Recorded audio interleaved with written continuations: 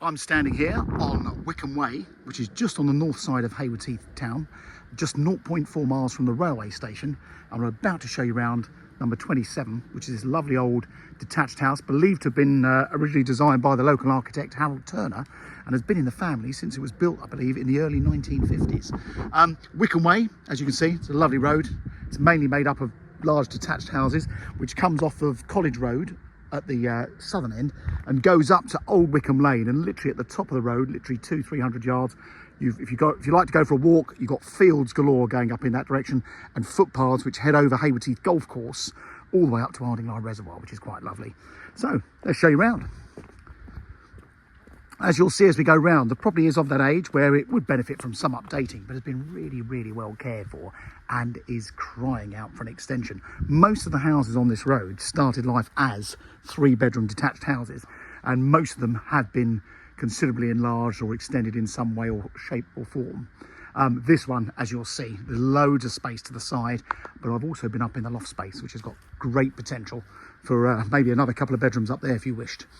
Just remember that side door. I'm going to show you around there. Very useful side porch area. So do come in. One thing I should have mentioned, you've got the original front door, still got lots of the old character features, and the doorbell works.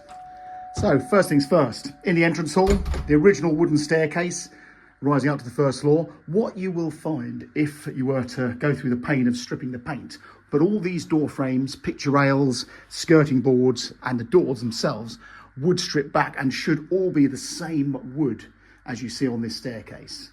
In the entrance hall, very useful cloaks cupboard there. There's a side window there through to that useful side porch, understairs cupboard, and the front room. So a classic bay-fronted living room with the original tiled fireplace. Now, a few years ago when I started selling houses back in the 1980s, people said, oh God, rip that tiled fireplace out. Now, people love all the 1930s and the 1950s, the whole Art Deco movement with this, you know, some of these features. So if you can, try not to touch it. But you'll see the owners had a very nice little cabinet made to fit in there for books and so on. Sliding doors through to the dining room. Another lovely room.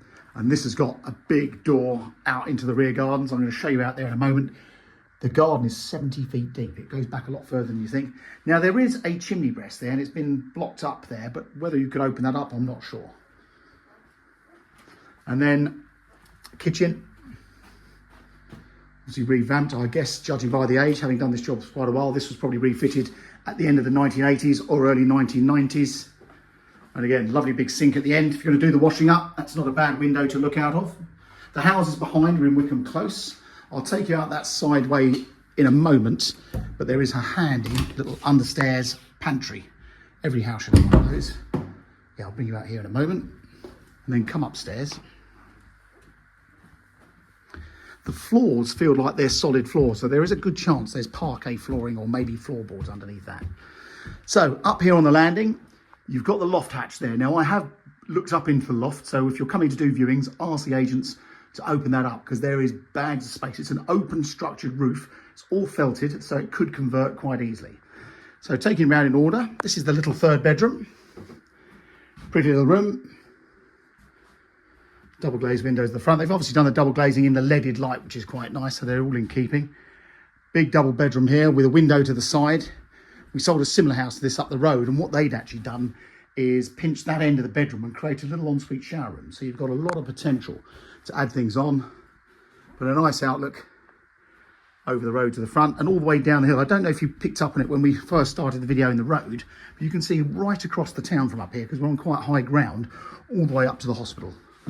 And that's the 2nd bedroom, or could be the main bedroom. Both a nice size, and this has got the little old chimney breast recess there.